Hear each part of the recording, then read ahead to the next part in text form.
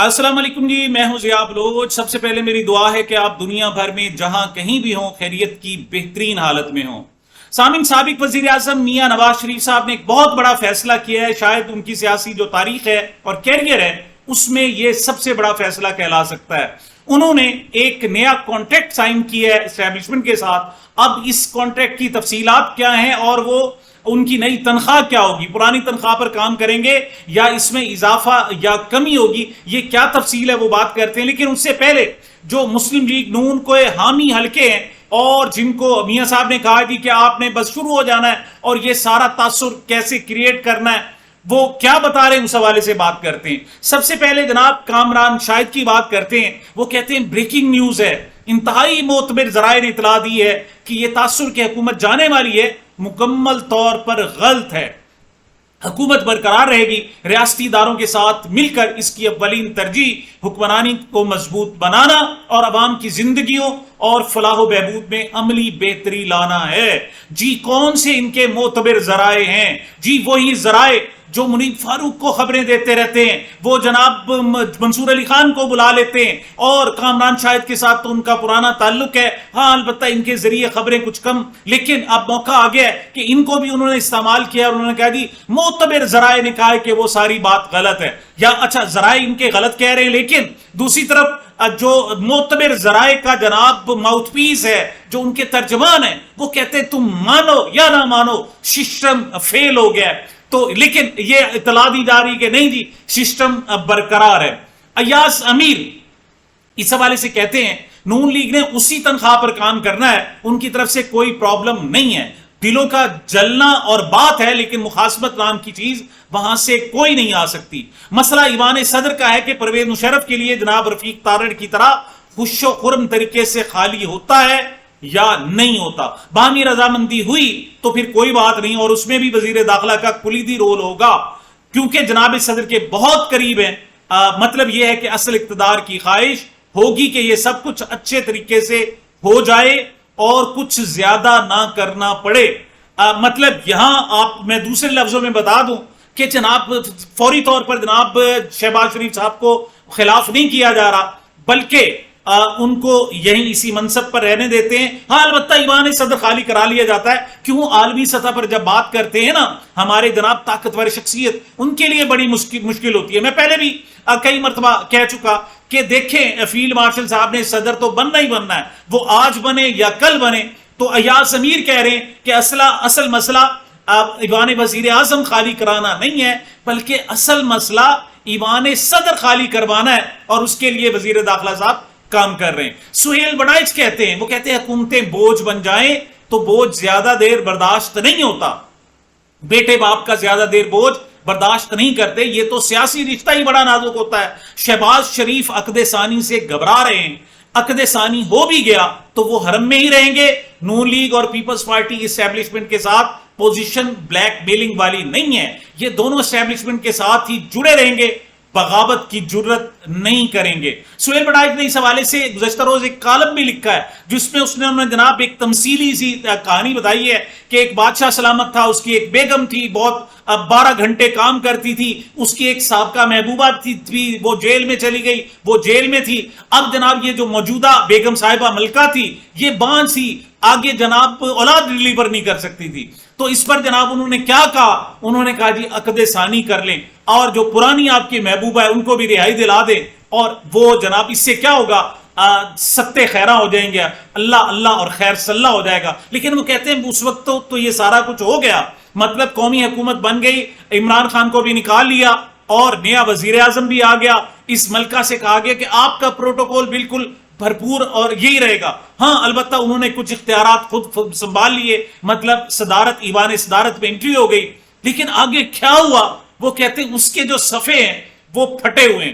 کیوں کہ جناب یہ جو ملکاؤں میں بے وفائی بھی کسی وقت ہو سکتی ہے، اور ہو سکتا ہے کہ جو نئی ملکہ آئے وہ تنک مزاج ہو، تو پھر کیا کیا جا سکتا ہے۔ لیکن اب سارے عالم صاحب کہتے ہیں نہیں کوئی مسئلہ نہیں ہے، سارے معاملات انڈر کنٹرول ہیں، بالکل ٹھیک ہیں، جمہوریت کی نام نہ لیں، یہ جو ہائبرڈ نظام ہے اس کو لے کر چلے۔ ویسے مجھے اب ویسے بعض اوقات خیال آتا ہے کہ ان لوگوں کو شرم نہیں آتی جب جا کر یہ آمریت کے نمائندے بنتے ہیں. بعد میں اگر کوئی اچھی جمہوریت آ بھی جائے یا ان کے خاندان سے باہر کوئی حکمرانی چلی بھی جائے تو اس وقت انہیں جمہوریت کا جناب بخار اٹھتا ہے. لیکن اب ایسے شاداں اور بالکل خوش اور نہال ہیں. اب سارا ہم کہتے ہیں سسٹم کے حوالے سے ایک انتہائی اہم بات ایک بہت ہی طاقتور شخص نے جو مجھے ابھی ابھی بتائی ہے. مطلب یہاں بھی حوالے سارے کے سارے طاقتور شخصیت کے ہیں. یہ صرف منیب فاروق تو بیچارہ بدنام ہو گیا نا, منی بدنام ہوئی, لیکن اصل میں یہ سارا کا سارا آوائی بدنام ہے. سارے ادھر سے جناب اپنی تمام پاور ایکسٹریکٹ کرتے ہیں, وہاں سے اشارے ہوتے ہیں, وہاں سے جناب باتیں ہوتی ہیں جو اگلے دن پھیلائی جاتی ہیں. وہ کہتے ہیں طاقتور شخصیت نے بات ابھی ابھی بتائی ہے اور یہ ہے کہ پین سو جاؤ سب انجی چلنا ہے, گڈ نائٹ کہہ کے کہتے ہیں مجھ سے وہ بات ختم کر کے چلے گئے. لیکن شاہد خاقان عباسی صاحب کہتے ہیں, وہ کہتے ہیں میرا نہیں خیال کہ نواز شریف صاحب کی سیاست اب ریکور ہو سکتی ہے. جب آپ اس بات کو قبول کر لیں جس کا مقابلہ کرتے آئے ہیں تو پھر بات ختم ہو جاتی ہے. ان کی جماعت مرکز اور صوبے میں اقتدار میں ہے لیکن جماعت کی عزت نہیں ہے اور جماعت کا ووٹر نہیں ہے. جب آپ بازار جائیں تو اس جماعت کے بارے میں مثبت بات نہیں ملتی. 8 فروری والا بہت بڑا فیصلہ تھا جو نواز شریف نہیں کر پائے اور اب ان کی ذلت اور رسوائی ان کا مقدر ہوگی. بات صرف شاہد خاقان عباسی تک نہیں بلکہ خواجہ سعد رفیق خود کہتے ہیں, وہ کہتے ہیں اس وقت سے بچا جائے جب یہاں بھی کوئی جنتر منتر شروع ہو جائے. وہ ہو جانا ہے. انڈیا میں اسٹوڈنٹس منظم تھے, وہاں سیاسی بصیرت زیادہ ہے اس لیے وائلنس نہیں ہوا. اگر اس ملک میں یہ ہوا تو یقین کریں کچھ نہیں بچے گا. کچی بستیوں سے لڑکے ڈنڈے لے کر نکلیں گے اور جو سامنے آئے گا اسے کچل کر رکھ دیا جائے گا.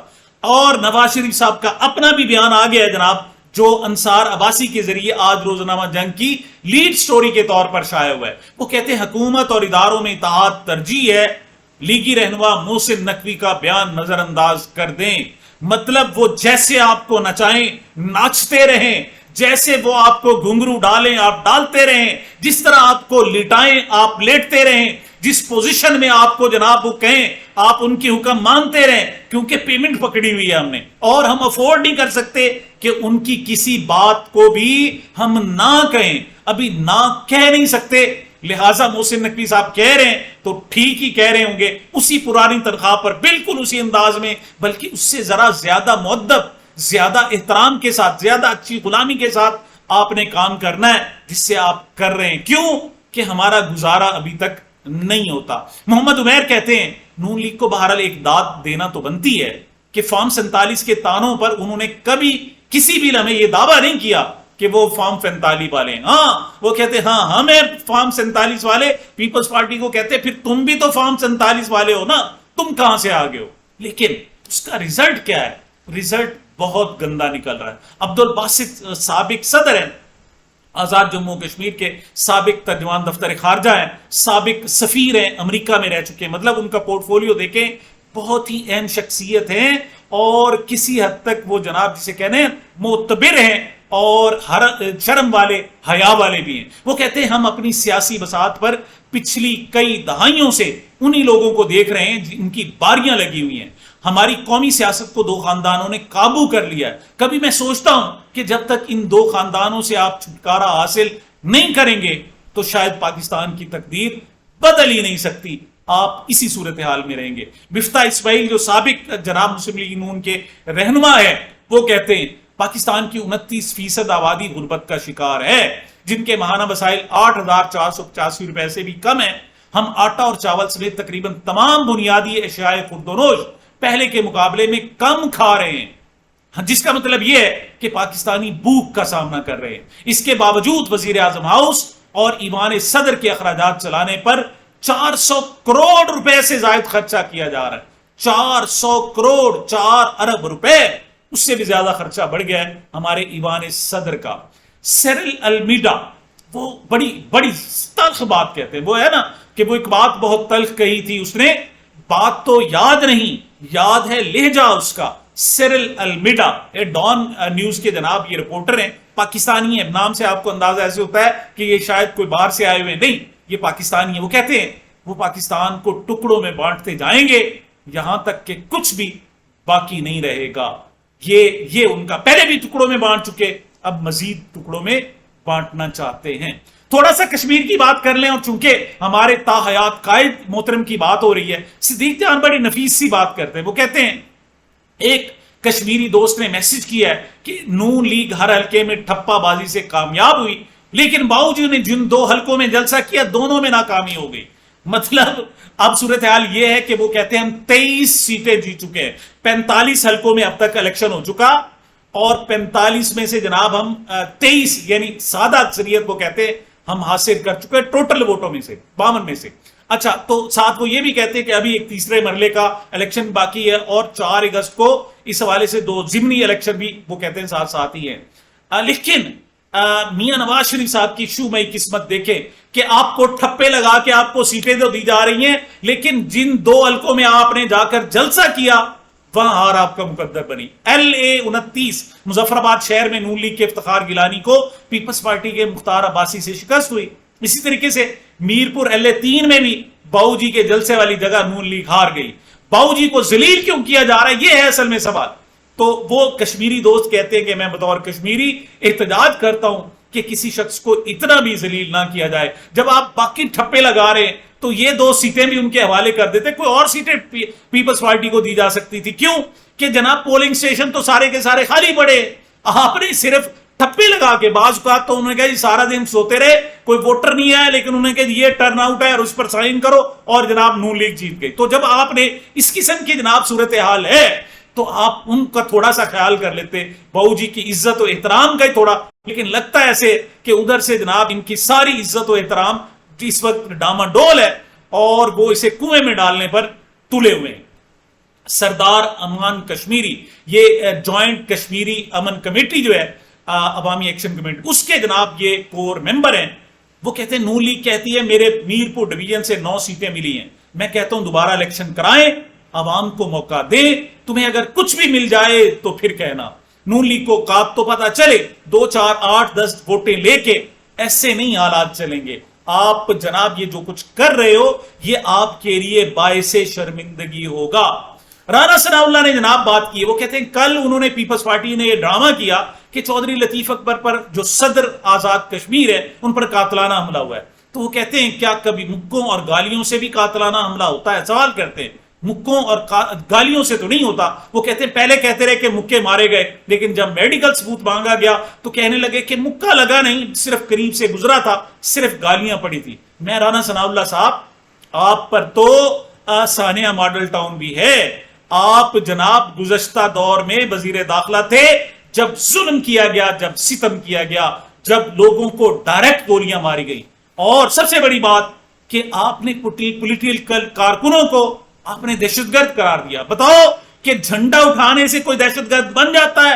بتاؤ نا، تم کہتے ہو مکہ لہرانے سے اور گالی دینے سے جناب نہیں بنتا کوئی دہشت گرد، تو یہ بتاؤ جھنڈا اٹھانے سے اور نعرے لگانے سے دہشت گرد کیسے بن سکتا ہے؟ تمہارے نامہ اعمال بہت کالے ہیں، اور جس دن یہ جناب پڑے گئے نا تو اس دن پھر پتہ چلے گا۔ خواجہ آصف کہتے ہیں نقوی صاحب اس نظام کے انتہائی طاقتور عہدوں پر 3.5 سال سے فائز ہیں، اگر وہ چاہتے تو نظام کی تبدیلی کی بات یا پیش رفت اس عرصے میں کر سکتے تھے۔ چلیں دیر آیت درست آیت کر لیجیے۔ SPR نے نیشنل ایکشن پلان کے 13 نکات یا پوائنٹس کا ذکر کیا، ایک پوائنٹ پر عمل درآمد جو ہماری فوج کے ذمہ تھا اس پر عمل درآمد تکمیل جانوں کی قربانیوں سے ہو رہی ہے، باقی 12 پوائنٹس وزارت داخلہ کی ذمہ داری ہیں جن پر عمل درآمد نہیں ہوا۔ تو نقوی صاحب سسٹم کی تبدیلی کا آغاز کر دیں، تو انہوں نے ایک مرتبہ پھر چیلنج کیا ہے، کہتے ہیں ہم آپ کے ساتھ کھڑے ہوں گے۔ دوسری طرف علیم خان، وہ بھی چونکہ اسٹیبلشمنٹ کے نمائندے ہیں، ان کے پلے پڑے ہوئے ہیں، ان کو بھی انہوں نے جواب دیا۔ وہ کہتے ہیں علیم خان نے مرری سے مظفر آباد سڑک نہ بنانے پر حکومت پر تنقید کی، لیکن 2.5 سال سے وزیر کمیونیکیشن تو آپ ہیں نا حضور، آپ نے وزیر ہونے کے باوجود کابینہ میں ایک دفعہ بھی اس سڑک پر بات نہیں کی کہ میں یہ سڑک بھی بنانا چاہتا ہوں، خود آپ کمیونیکیشن کے وزیر ہیں۔ وہ مطمئن نہیں تو استعفیٰ دے دے۔ یہ نہیں ہو سکتا کہ اقتدار کے مزے بھی اٹھائیں اور تنقید بھی کریں۔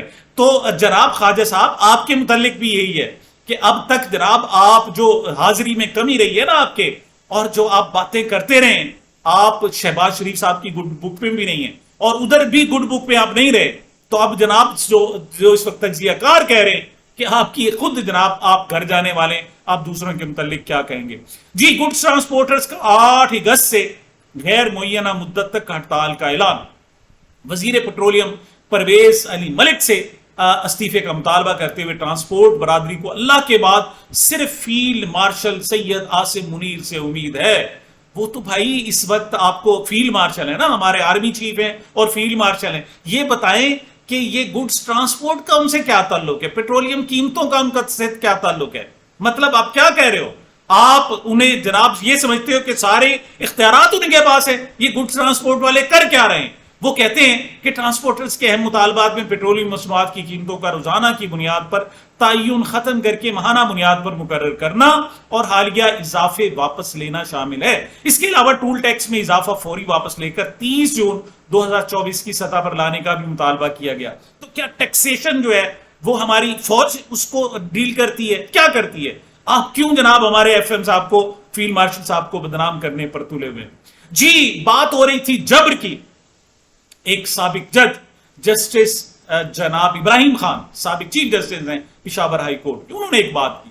دیکھیں یہ وقت چلا جائے گا. آپ جو ظلم کر رہے ہو, یہ ستم کر رہے ہو, آپ نے جناب ڈوگر کورٹ بنائی ہوئی ہیں, آپ جناب 26ویں 27ویں در, یہ ہمیشہ نہیں رہنا, یہ ختم ہونا ہے اور ایک دن چیزیں واپس آنی ہیں اور اس بہتری کی طرف بھی آنی ہے. لیکن آپ کے جو کرتوت ہیں وہ یاد رہیں گے. چیف جسٹس کہتے ہیں, سابق چیف جسٹس, کہ آپ نے بڑا جبر کیا, بچوں پر تشدد کیا, فیملیز پر کیا. وہ کہتے ہیں میری فیملی اور میرے خاندان اور میرے بچوں کو ستایا گیا, لیکن پورے پاکستان میں آپ کے اس بھائی کو کوئی خرید نہیں سکا. ہمیں تم ایذا تو پہنچاتے رہے, تکلیف تو پہنچاتے رہے, تم ذلیل تو کرتے رہے, لیکن تم ہمیں خرید نہیں سکے. کیا کہہ رہے ہیں سابق چیف جسٹس ابراہیم, ذرا سنیں. جبر کیا, اپنے بچوں پہ کیا, اور فیملی پہ کیا, لیکن الحمدللہ آپ کے اس بھائی کو پورے پاکستان میں کوئی خرید نہیں سکتا.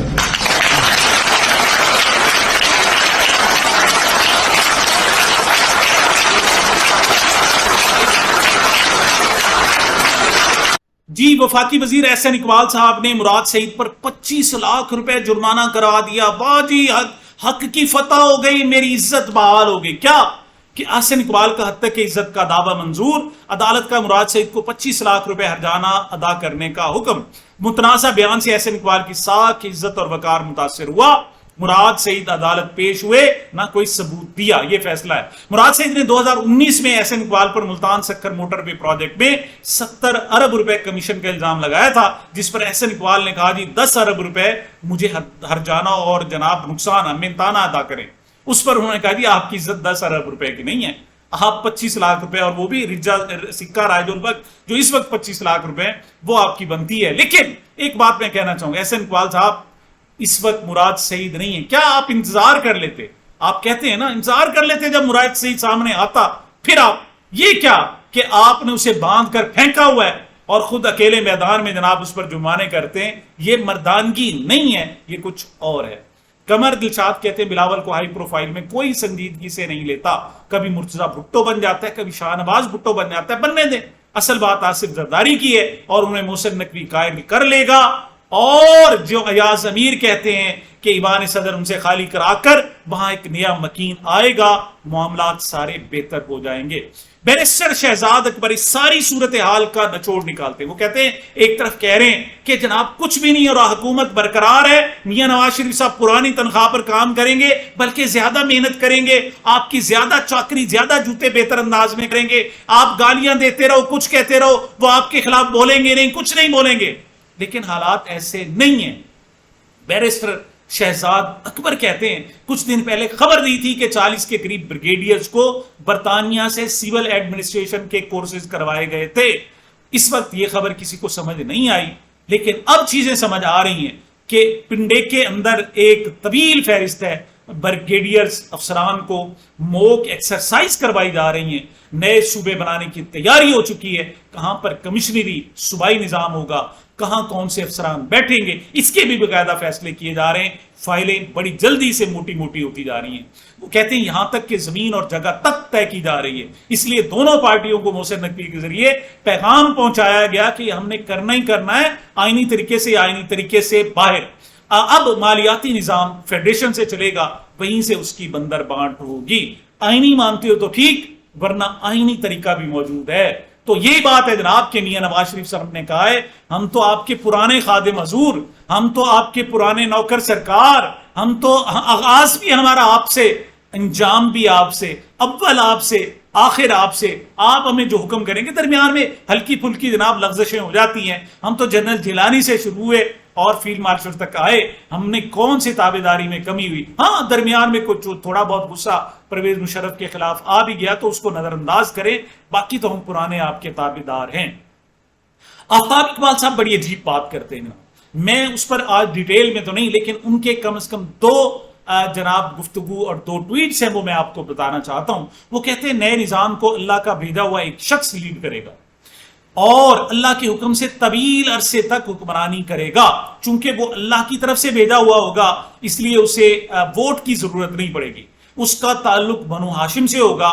میں آپ کو خوشخبری دینے کی کوشش کر رہا ہوں. ان سے پوچھا گیا کہ کیوں یہ کس قسم کے خلیفے کی بات کر رہے ہیں, تو وہ کہتے ہیں میں یہ تو کہہ سکتا ہوں کہ انتظار کریں, اگر خلیفہ نے آنا ہے تو وہ آئے گا, جس دن وہ آ گیا اس دن بہت سوں کا افاقہ ہو جائے گا, اور اگر نہ آیا تو مجھ جیسوں کو افاقہ ہو جائے گا. اس میں ایسے پریشان ہونے والی بات کیا ہے؟ اگر آپ یہ پوچھتے ہیں کہ خلیفہ والا شوشہ کیسے چھوڑ دیا آپ نے, یہ بات کہاں سے آ گئی, اس کا تو کبھی ذکر ہی نہیں سنا تھا, تو وہ کہتے ہیں حضور اس میں میرا قطعاً کوئی قصور نہیں. تھوڑا بہت دھیان احادیث کی کتابوں کی طرف بھی مبذول کر لیا کریں, آپ کو ساری بات سمجھ آ جائے گی. یہ کس قسم کی باتیں, کون سا خلیفہ, اور ساتھ وہ یہ بھی کہتے ہیں کہ اس کا تعلق بھی بنو ہاشم سے ہوگا. تو کھل کے بتائیں نا, آپ کیا کہہ رہے ہیں؟ سید عاصم منیر صاحب ہی وہ خلیفہ ہیں جن کو ووٹ کی ضرورت نہیں پڑے گی, اور ابھی انہوں نے آنا ہے, مطلب اصل جو اقتدار ہے انہوں نے سنبھالنا ہے. کیا باتیں کر رہے ہیں؟ اور شاید اسی پر جناب میاں نواز شریف صاحب ایمان تو نہیں لے آئے اور ساری صورتحال انہوں نے پہلے ہی سرنڈر کر دی ہے.